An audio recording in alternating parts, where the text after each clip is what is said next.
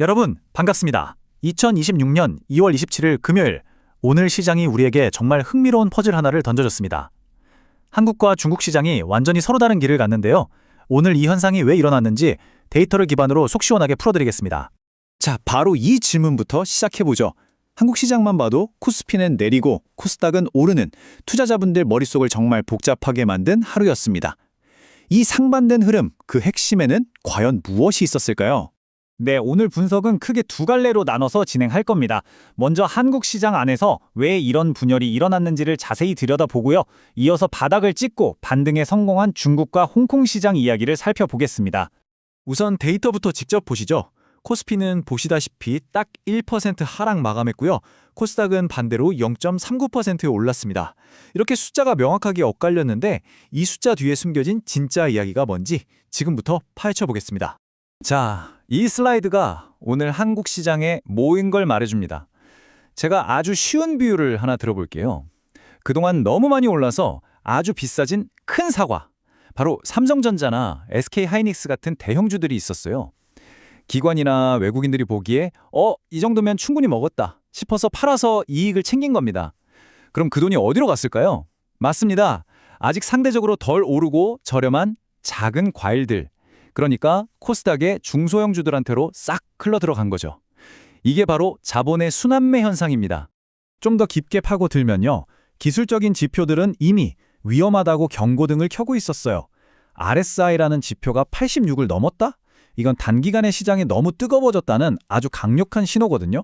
그런데 여기에 개인 투자자분들이 40조 원이 넘는 빚을 내서 투자에 뛰어드니까 이걸 본 기관이나 외국인 같은 선수들은 지금이 바로 팔고 나올 타이밍이다 라고 판단한 거죠. 그러니까 오늘의 하락은 어찌 보면 필연적인 건강한 조정이었다고 볼 수 있습니다. 자, 이제 무대를 중국하고 홍콩으로 옮겨보겠습니다. 여긴 한국이랑 완전히 반대 상황이었어요. 2월 한 달 내내 그냥 공포에 질려서 주식을 막 던지기 바빴거든요. 이걸 명품 가방에 비유해 볼게요. 평소엔 너무 비싸서 못 샀던 기술주들이 패닉에 빠지니까 막 헐값에 쏟아져 나온 거예요.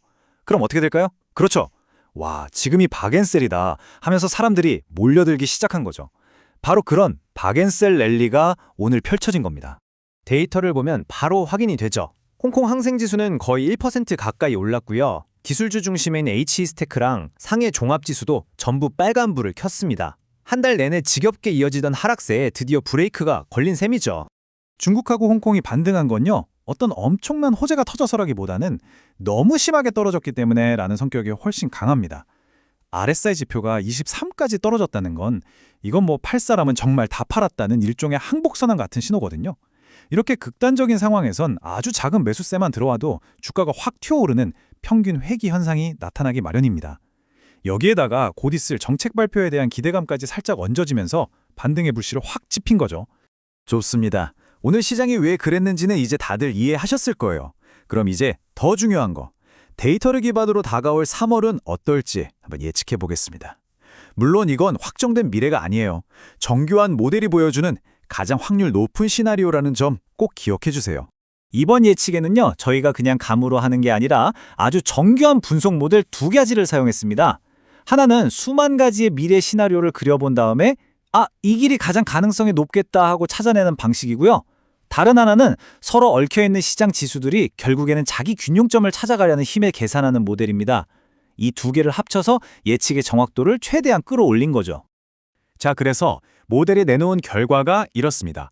코스피 200 지수는 기업 밸류업 같은 제도개혁 기대감을 등에 업고 최대 5.5%까지 더 오를 수 있다고 보고 있습니다.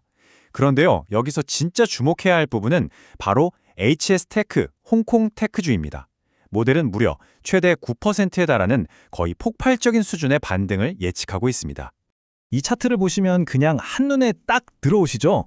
우리 한국 시장도 물론 좋지만 통계적인 평균 회귀의 힘이 얼마나 강력한지를 보여주는 대목입니다.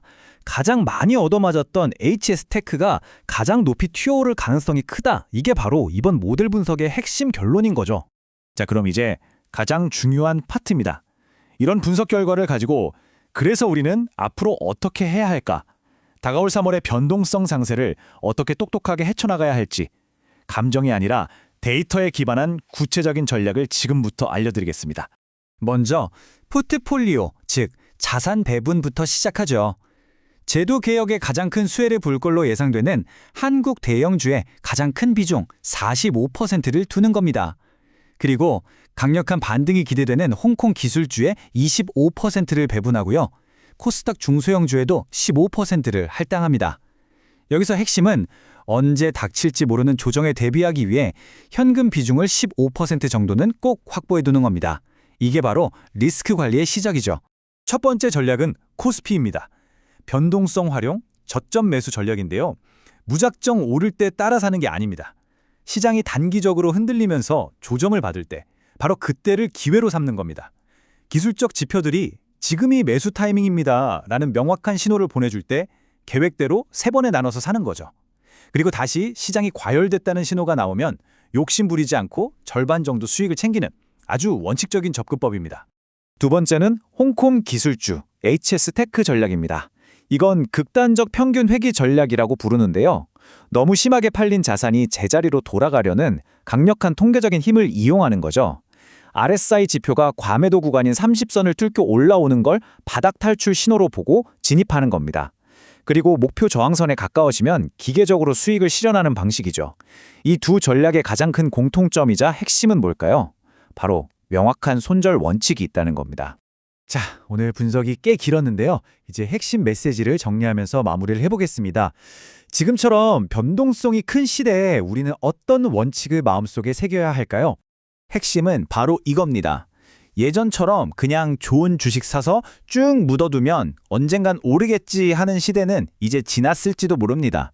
특히 요즘 같은 시장에서 아무런 계획도 없이 투자에 나서는 건 리스크에 내 자신을 그냥 내던지는 것과 다를 바가 없어요. 이 말을 꼭 기억해 주시면 좋겠습니다. 계획 없는 투자는 감정에 휘둘리게 만든다. 하지만 데이터에 기반한 시스템은 거친 파도가 몰아치는 시장에서 당신을 지켜주는 든든한 닻이 되어준다. 시장의 공포와 탐욕이라는 감정의 파도에 휩쓸리지 않으려면 이 데이터라는 닻이 반드시 필요합니다. 오늘 제 분석이 여러분 각자의 투자 계획을 세우시는데 조금이나마 도움이 되었기를 바랍니다. 자, 다가오는 3월, 여러분은 어떤 전략을 가지고 시장에 임하실 건가요? 이 질문을 스스로에게 던져보시면서 오늘 분석 마무리하겠습니다. 들어주셔서 감사합니다.